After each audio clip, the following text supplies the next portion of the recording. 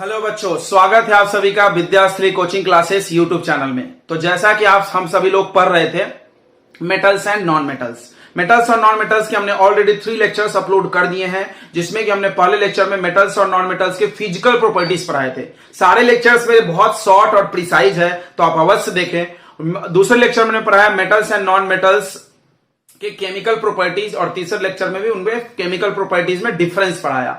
ठीक है, तो आज का जो टॉपिक है वो मेटल्स एंड नॉन मेटल्स का बहुत इंपॉर्टेंट टॉपिक है, जिसमें हम लोग पढ़ेंगे आयनिक बॉन्ड, आयनिक कंपाउंड्स, उसके स्ट्रक्चर और फिर एक्सट्रैक्शन ऑफ ओर्स की कुछ थोड़ा सा पार्ट पढ़ेंगे हम लोग। तो चलिए बच्चों, जल्दी से चालू करते हैं। अगर आपने इससे जुड़े हुए कोई भी टॉपिक छूट गया है और आपने नहीं देखा है तो आप यूट्यूब में सर्च कर सकते हैं metals and non metals by Vikas sir VSCC, या आप डिस्क्रिप्शन बॉक्स में लिंक के लिए चेक कर लीजिए।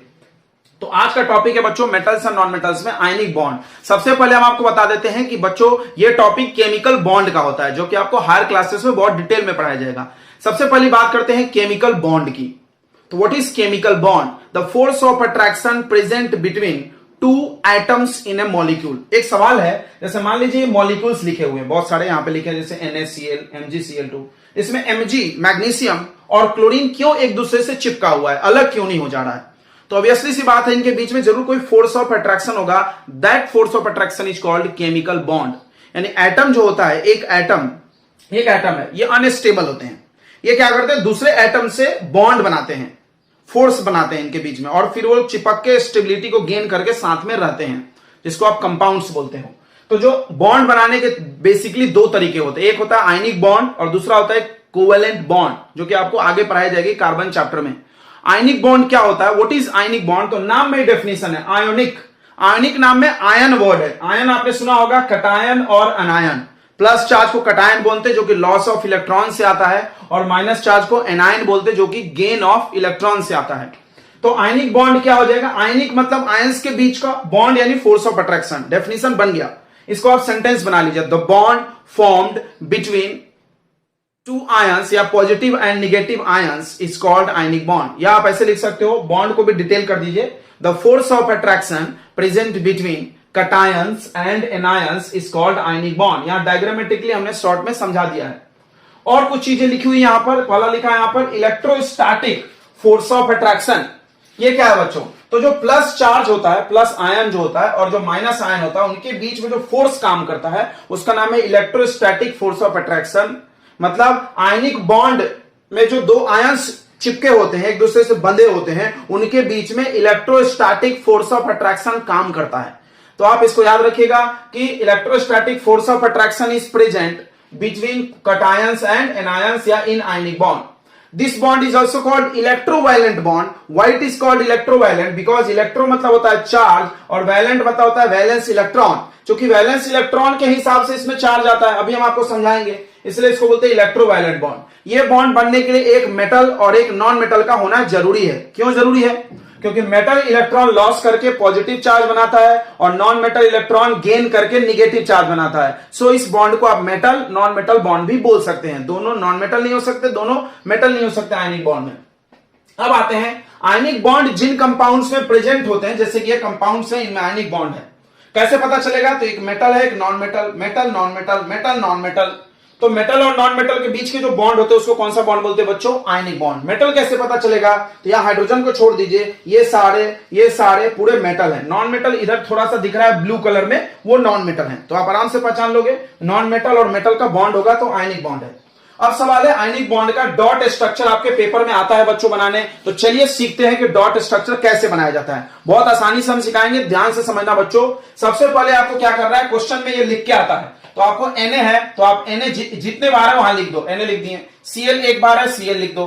अब आप इसको देखो ग्रुप कौन सा आता है, आपको ट्रिक बताया होगा हमने, हेलिना ने की रब से फरियाद। ये सोडियम पहले ग्रुप में आ रहा है, तो इस पे आप एक डॉट या क्रॉस का साइन बनाएंगे, क्योंकि ये ग्रुप 1 में आता है। क्लोरीन देखिए बच्चों, क्लोरीन आता है 17 ग्रुप में, फिर कल बाहर आएगी आंटी, तो 17 ग्रुप में क्लोरीन आता है। तो क्लोरीन में कितने इलेक्ट्रॉन बनाएंगे? 7। लास्ट वाला डिजिट देखिएगा 7, तो आप यहां पे 7 डॉट बना दीजिए, 7 डॉट, जो कि इनके वैलेंस इलेक्ट्रॉन है। तो ग्रुप नंबर देख करके आप वैलेंस इलेक्ट्रॉन कैलकुलेट कर लोगे। उसके बाद क्या करना है, मेटल हमेशा डोनेट करता है, तो आप यहां पे देने का एरो बना दीजिए, और यहां पे 3 इक्वल लगाइए, जिसको हम लोग इक्विवेलेंट पढ़ते हैं। और ये जब डोनेट कर दिया तो Na पर कितना चार्ज आएगा, जितना इलेक्ट्रॉन डोनेट करते हैं उतना पॉजिटिव चार्ज आता है, तो +1।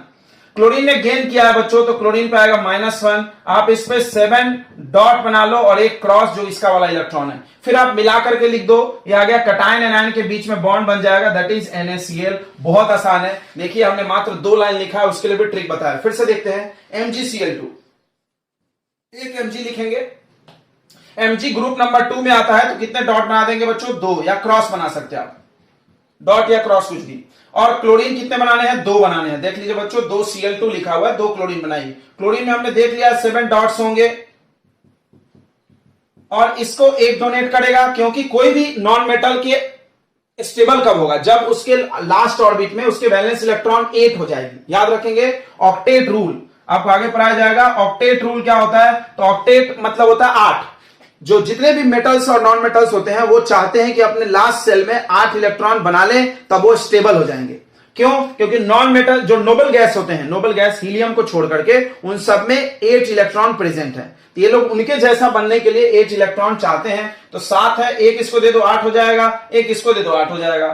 अब इसको फिर से लिखो, कैसे लिखेंगे बताइए, Mg लिखेंगे, Mg ने 2 लॉस किया तो +2 लिखेंगे, Mg ने बच्चों 2 लॉस किया तो +2 लिखेंगे। ध्यान से देखेंगे, क्लोरीन वो 2 बार है, 2 बार लिख लो, इस पे भी -1 चार्ज लगाओ, इस पे भी -1 चार्ज लगाओ, 7 डॉट बना दो, 7 डॉट और एक स्टार बना दो, 7 डॉट और एक स्टार बना दिए, बहुत सुंदर। और उसके बाद आप मिला के लिख दो Mg, मतलब फर्स्ट वाला ही लास्ट में लिख दो, Mg क्या आ जाएगा बताइए फट से, Cl2, काम खत्म, आ गया समझ में। फिर से देखते हैं आखिरी वाला AlCl3, एक बार Al लिखेंगे और 3 बार Cl लिखेंगे, बहुत ही सुंदर सर। एल्यूमिनियम कौन से ग्रुप में आता है बच्चों, देखिए एल्यूमिनियम 13 में आता है, बाल गंगाधर इंडियन तिलक, तो इस पे आप 3 स्टार बना लीजिए, 3 स्टार बना लीजिए। क्लोरीन पे 7 बना लीजिए, बहुत सुंदर, 7 बना लिया हमने, और 8 करना है, क्लोरीन को ऑक्टेट पूरा करना है, 8 करना है, तो ये 7 एक दे देगा 8 हो जाएगा, इसको भी 1 दे देगा, इसको भी 1 दे देगा, तो एल पे कितना चार्ज आ जाएगा, झट से बोलो, +3 चार्ज आ जाएगा। और क्लोरीन 3 बार है, 3 बार लिख लो, तीनों पे -1 चार्ज लगा दो, इलेक्ट्रॉन्स बना लेना बच्चों फटाफट,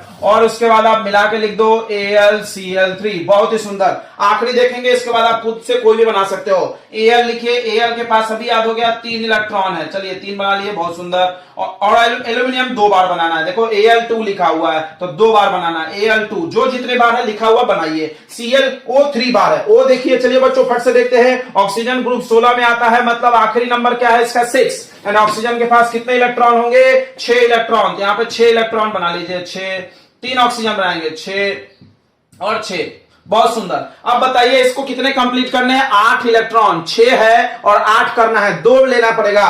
तो ये एल्यूमिनियम के पास 3 है, ये अपना 2 इसको दे देगा, 1 इसको देगा, 1 इसको, इसका भी 2 हो गया, और ये लास्ट वाले को 2 दे देगा। इस तरह से आपने देखा सभी ऑक्सीजन को 2-2 इलेक्ट्रॉन मिल गए। तो आपने क्या देखा, Al 2 बार है और इन दोनों पे +3 चार्ज है, बहुत सुंदर, और O 3 बार है और तीनों पे -2 चार्ज है, मिला करके हो गया Al2O3।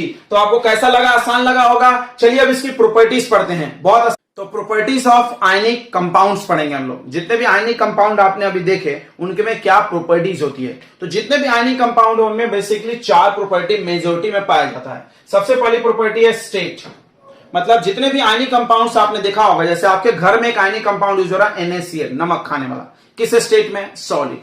तो जितने भी आयनिक कंपाउंड्स होते हैं बच्चों, सबके सब सॉलिड होते हैं, ठीक है, याद रखेंगे, all ionic compounds are solid. को पूछा वाई, बिकॉज उनके जो मॉलिक्यूल्स के बीच में जो फोर्स ऑफ अट्रैक्शन है वो बहुत स्ट्रांग होता है। आपने पढ़ा होगा बचपन में कि सॉलिड वो है जिसके मॉलिक्यूल्स बहुत चिपक चिपक के होते हैं। तो क्यों चिपक के होंगे, उनके बीच में स्ट्रांग फोर्स है, because of presence of strong intermolecular force of attraction, इस वजह से ये लोग सॉलिड स्टेट में पाए जाते हैं। अगला प्रॉपर्टी है बच्चों मेल्टिंग एंड बॉइलिंग पॉइंट। जो भी आयनिक कंपाउंड्स होते हैं उनकी मेल्टिंग और बॉइलिंग पॉइंट बहुत हाई होती है, बहुत ज्यादा होती है। क्यों ज्यादा है, सेम कारण, फोर्स। तो उनको आयनिक कंपाउंड्स के जो मॉलिक्यूल्स होते हैं उनके बीच में बहुत स्ट्रांग फोर्स ऑफ अट्रैक्शन होता है। इस वजह से आपने फोर्स का नाम सुना, इलेक्ट्रोस्टैटिक फोर्स ऑफ अट्रैक्शन। बहुत strong electrostatic force of attraction पाया जाता है, जिस वजह से इनकी मेल्टिंग और बॉइलिंग पॉइंट क्या होती है, ज्यादा होती है। नेक्स्ट सोलेबिलिटी, घुलने की क्षमता। देखिए 2 प्रकार के सॉल्वेंट होते हैं, एक होता है पोलर सॉल्वेंट जिसको हम वाटर बोलते हैं। पोलर क्यों बोलते हैं, क्योंकि वाटर में ऐसे चार्जेज होते हैं H+OH-, जिसपे भी चार्ज है उसको पोलर बोलते हैं। और दूसरा होता है नॉन पोलर सॉल्वेंट, पानी के अलावा जितने लिक्विड आप जानते हो, benzene, carbon tetrachloride, ether, alcohol, इनमें चार्ज नहीं होता है बच्चों। इसमें ऐसा प्लस माइनस चार्ज नहीं होता है, इस वजह से उनका नाम रखा गया नॉन पोलर सॉल्वेंट। ठीक है, और non polar solvent are also called organic solvent because इन सब में कार्बन प्रेजेंट है। आपने पढ़ा होगा ऑर्गेनिक कंपाउंड उसको बोलते हैं जिसमें कार्बन मौजूद हो। तो इस सॉल्वेंट में सारे में, बेंजीन में भी कार्बन है, ईथर में भी, अल्कोहल में भी, सब में कार्बन, इसलिए इसका नाम ऑर्गेनिक सॉल्वेंट भी रखा गया। ठीक है, तो कोई भी कंपाउंड दोनों में एक साथ बहुत कम पॉसिबिलिटी है घुलेगा। जनरली वो एक में डिसॉल्व होता है, दूसरे में नहीं होता, दूसरे में डिसॉल्व होता है तो पहले में नहीं। अब जो आयनिक कंपाउंड्स होते हैं उसमें खुद में चार्ज मौजूद है। आप देखिए बच्चों, आयनिक कंपाउंड NaCl है, NaCl में आप देखो Na+Cl- चार्ज है कि नहीं है, तो चार्ज वाला चार्ज वाले में घुलेगा। यानी सोलेबिलिटी में आप ध्यान रखेंगे कि ionic compounds are soluble in polar solvent like water but it is insoluble in non polar solvent. क्यों? क्योंकि इसमें चार्ज नहीं चाहिए, बट इसमें तो चार्ज है तो नहीं डिसॉल्व होगा। ध्यान रखेंगे इसको। अगला आता है इलेक्ट्रिकल कंडक्टिविटी। आयनिक कंपाउंड्स होता है वो गुड कंडक्टर होता है, बट गुड कंडक्टर दो स्टेट में होता है, जब उसको आप मोल्ड कर दो, पिघला दो, या उसको आप पानी में घुला दो। ध्यान रखेंगे, ionic compounds are good conductor in molten and aqueous state, यानी नमक को जब आप पिघलाओगे या पानी में डालोगे तब वो गुड कंडक्टर बनेगा। अगर वो सॉलिड स्टेट में है तो वो बैड कंडक्टर होता है। बहुत इंपॉर्टेंट सवाल आ सकता है। सवाल क्या हो सकता है? Why NaCl is bad conductor in solid state but good conductor in molten और एक्वस स्टेट? आंसर है बिकॉज इन मोल्टन और aqueous state there ions become free to conduct electricity. जैसे आप इसको पानी में डालते हो तो इसके आयंस टूट के अलग हो जाते हैं और फिर ये इलेक्ट्रिसिटी को कंडक्ट कर सकता है। ठीक है, तो चलिए आगे बढ़ते हैं। तो अगला टॉपिक आपको पढ़ना है ऑकरेंस ऑफ मेटल्स। ऑकर्स मतलब होता है होना। मेटल्स कहां से आते हैं? आपके मन में सवाल आता होगा। तो मेटल्स के बच्चों दो मेजर सोर्सेस हैं। सबसे पहला होता है अर्थ क्रस्ट, जो पृथ्वी है, पृथ्वी के अंदर, जमीन के अंदर से खोद करके मेटल्स के कंपाउंड्स यानी मिनरल्स को निकाला जाता है और उससे ही मेटल को फाइंड किया जाता है। तो बहुत सारे मेटल्स हैं जो अर्थ क्रस्ट से आते हैं, जैसे कि aluminium, copper, iron, silver, gold. आपने सुना होगा लोहे की खदान, सुने होंगे। तो ये खदान का मतलब वही जो माइन, मिनरल करके आ जाए। और अगला कुछ सी सॉल्ट से आते हैं। समुद्र का जो पानी है उसमें नमक के रूप में भी कुछ मेटल मौजूद है, जैसे सोडियम, पोटेशियम, मैग्नीशियम और कैल्शियम। ये सी सॉल्ट में क्लोराइड के फॉर्म में मौजूद होते हैं। तो चलिए आगे हम लोग को पढ़ना है minerals and ores. What is minerals? The chemical substance which is obtained from earth crust by digging earth crust, यानी पृथ्वी को खोद करके जिस केमिकल सब्सटेंस को बाहर निकाला जाए उसको मिनरल्स बोलते हैं। मिनरल्स में एक शब्द लिखा है बच्चों माइन। माइन का मतलब होता है खदान, खोदना। तो जो खोद करके आ रहा है वो मिनरल्स है।